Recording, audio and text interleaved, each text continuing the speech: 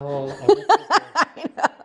I did the silly thing, so I don't hold it. I know, I'm so silly. you need a second camera that's smaller. I know, right? Welcome back, y'all. Welcome back. As you can see, I'm back in North Carolina with my young adult children, and I wanted to do a dedicated video. I had a discussion with Khalid, and I'm hoping it will inspire some aspiring young doctor out there or parent. That's Khalid, by the way, in the red. And there's Khalid on the far right. So, as you know, we have 3 children.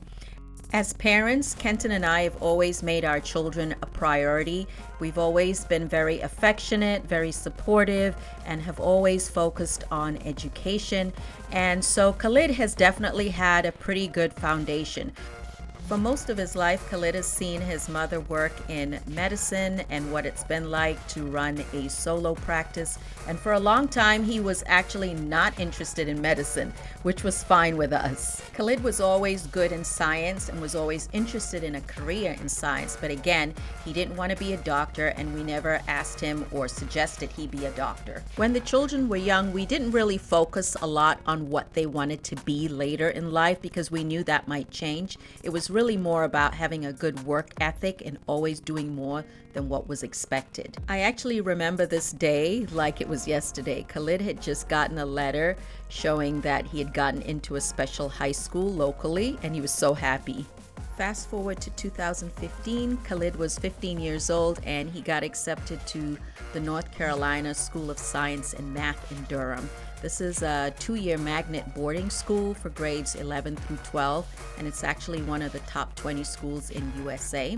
Of course, his father and I were very excited, but to be honest, majority of the time it was incredibly stressful and a difficult experience initially for us to be away from Khalid and for him to be away from home at such a young age at a boarding school. But we knew it was going to set him up for a good future, and he worked really hard and made a lot of great friends, and we were just so excited for him.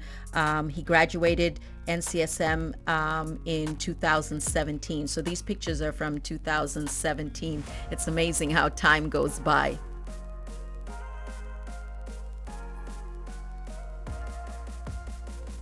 Here he was presenting a research paper out of state, and here we're getting ready for college graduation. So I fast forwarded to graduation from UNC Chapel Hill. So he graduated with honors in biology from the University of Chapel Hill in North Carolina. So as you can see, Khalid is very smart, but he's also a very caring and good person. And he has had a pretty good foundation as best as we could, help provide and encourage. He's very hardworking and very disciplined, and I think he has a lot to say. However, he is an introvert and he's very shy, so bear with us with this interview. Hello, y'all. It's Saturday, and yesterday Khalid came into town, so that was nice. He's here for my birthday. My birthday isn't actually till the following week, but he won't be able to be here for my actual birthday, so he decided to come here earlier, and also because his brother is also home. Khalid, come here, come sit down with me, come say hi. They haven't seen you in a while. Come here. I think you look a lot like my father. Hello, Mohammed Bello Tanao, if you're watching this. Doesn't Khalid, let me turn this way, I'm trying to get more light. Khalid, turn this way with me, please, please, please.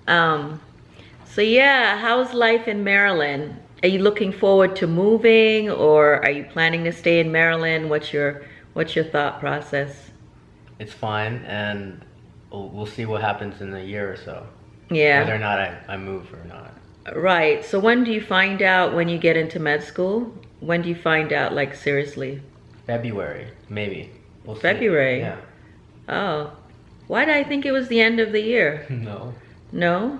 Okay. How's the process been in terms of applying to med school? Like, was it a lot easier or a lot harder than you thought, or as you thought? It's as I thought. As you thought? Which is what?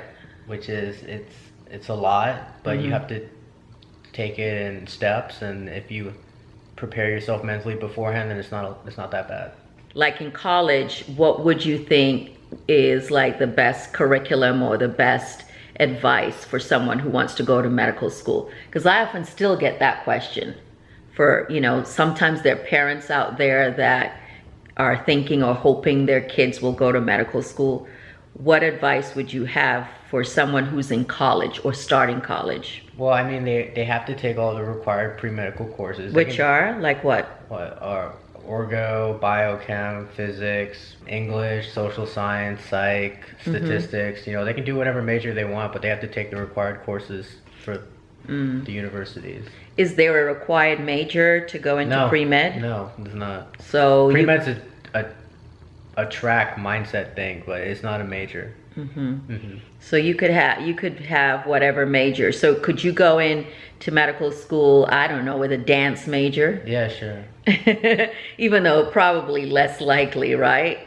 Even though, you know what? You know, I was a theater major, but I still had to take all the pre-med requirements. Right. So what was the hardest class you think in college to prepare you for med school? Probably organic chemistry. Yeah? It was tough? Yeah. Yeah? What about biochem? It's all right, but it's more biology, so that's what my major was, so it wasn't that bad. Oh, okay, you were bio major. Right. All right, now do you have to be good in science to go to medical school? What if there's a person out there who says, well, I don't like science, or I'm not good at it, I don't get good science grades. Do you think they can still go to med school? As long as they understand that medicine is science, then yeah, they can go to medical school. I mean, can they? Some people can not like chemistry and still go into medicine because medicine's more than all of that. But sure, you should understand that you're gonna have to deal with it for multiple years if you don't like it. Right. Like, and do you want that? Do you want to go through that if you're really struggling or don't like it? Right. Tell me about your game. Is that a game or is that more of a TV console-y thing? I don't even know. Game. It's a game. It's a game console. It's a Nintendo Switch. Do you play that alone or do you play that with other people? Alone. That's an introverted thing, huh? See, when you smile just like that, that smile was like my father. Even Nana thinks you look like Daddy a little bit. That's great. I'm gonna put a picture next to you so that, yeah, we can see how much you look like him when you smile, especially when he was younger. How much if I wanted one? $2.99. I don't want one, I'm just joking. Not my thing. Khalid, you got a girlfriend yet? No. Why not? I'm too busy applying to higher education. It's too stressful. So if there are any prospects, you're not ready for them to reach out to you? No. And I doubt there are prospects. You doubt there are prospects? I'm sure there's someone who might like you or would like to be in a relationship with you. I don't know. That's weird. That's weird. It's not weird. Maybe when you're in med school, right? So Khalid, what's been the biggest change you think you've made while living by yourself? Yeah, finances, because I didn't have that to do that before. Yeah, it's pretty fun. Pretty fun? Yeah, you know, knowing how much money I have coming in, how much I spend, and saving. So for anyone who doesn't know, you're not in school. No. So how do you actually make money currently? I get paid once a month by the government on a fixed amount. By the U.S. Treasury. That's where at least where the check comes from. Right.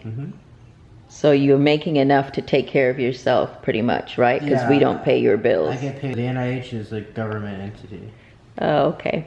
Federal. Right. So is it a kind of job that if you didn't want to go to med school, is it the kind of job you could actually stay in and live on? No, because it's meant for students. Oh, okay. And the whole point is that you're supposed to leave and go get more education afterwards. Right. Yeah. After you're done with med school, is that something you want to do, like possibly go back to the NIH? You could. They have programs for new scientists. For recruiting. Right. Maybe. So Khalid, what has it been like cooking for yourself and buying your own groceries? It's nothing completely foreign. It's fine. But you can't cook. Yeah, I can. You can't cook. Yeah, I can. Have you gotten better? I think so. Yeah, obviously you're not starving. Yeah, so I don't know what. They set it up. Do you buy food out more or do you cook more? It's half and half now because of the application cycle. Before I cooked more, but now when I'm just like, when I come off of work and I have like 5 hours and I want to do 2 hours to write, then I might order something. Ah, that's why you gained weight. Oh, great. No, you should go back to cooking more for yourself. Well, it takes like a long time to cook, so. Not really. Do you cook for yourself alone or are you cooking for you and your roommate? Both people. Does he cook at all? Yeah, we alternate. Okay, cool. But he's studying right now, so he has less time. Oh, okay. He wants to go to med school now too? Yeah, that's his roommate who's from like, where's he from? What country? Rwanda.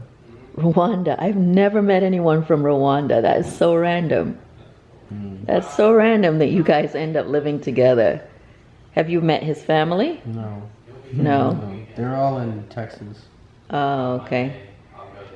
Yeah, so roommate though is a little bit more outgoing or is he more conservative? I think he's more outgoing. So for the most part, you don't go to bars, No, you're not partying, you're not No, I don't go out. socializing and Between doing. work in my apartment, that's it. Now, if you were advising someone again going to med school, would you say Do if whatever you they want to do. That's what I would say. right? So then, how come you're not socializing more? That's because I don't want to. There's nothing to do about the application or anything. That's just my personal preference.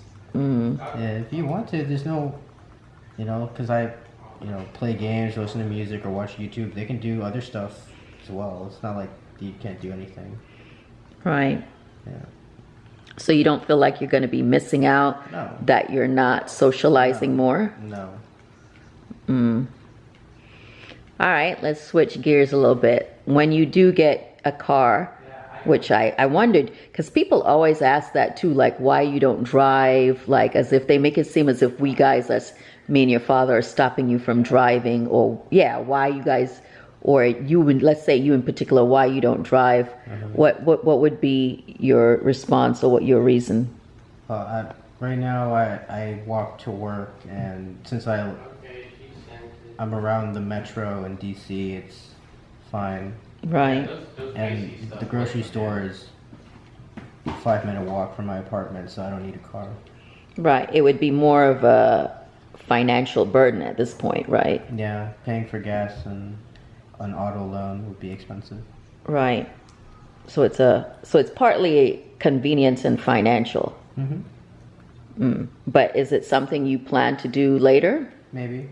Depends on what city you live in, right? Because girls like cars. Yeah, sure. I remember when I met your father in college, at that time, none of us really had a car, actually. So that was something that kind of stood out. Not that I went with him because he had a car, but I definitely so noticed he had, no, I wasn't materialistic. Wow. No, but I certainly noticed he had a car. I just thought that was kind of a sense of independence, what was interesting. I didn't take you to be that kind of girl, but if the car is what it took, then... No. Look at my son trying to throw shade at me. I was materialistic. I was not materialistic, actually. I really don't think I was. I'm just saying it was something that stood out as, a college student. I was just like, wow, you got a car. Cool. So he used to take me out a lot whenever he could. Bet you like that. Bet I like that. Yes, I bet I did. And I think the reason he had a car, though, not like he really could afford all of that, but it's because he had driven all the way from California. That's why, California to New York, so he had to have a car. And unlike me, he didn't have the type of family that was going to take him back and forth. So we have different types of family, I guess. Anyway, Khalid, this is about you, not me. This is about you, not me. This is the most I've sat down and talked to you. You know that? Not really. Well, I talk to you a lot, but off camera, right? Thank you so much for watching, and I hope you enjoyed learning a little bit more about Khalid and his journey towards becoming a doctor. Khalid tells me how much I inspire him, but he also inspires me. He is back in Maryland, and this was a Zoom call we were doing. Basically, I was coaching him for his real medical school interview. So he ended up doing really well on that.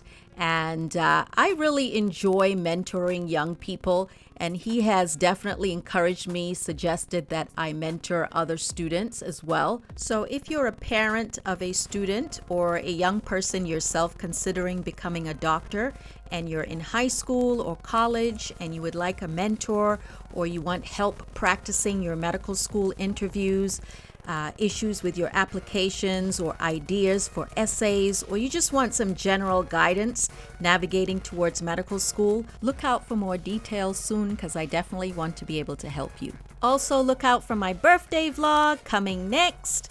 We had a good time with the children all home here in North Carolina. And again, I appreciate all of you guys watching. And like I said earlier, share this video with some young person who needs a little bit of inspiration.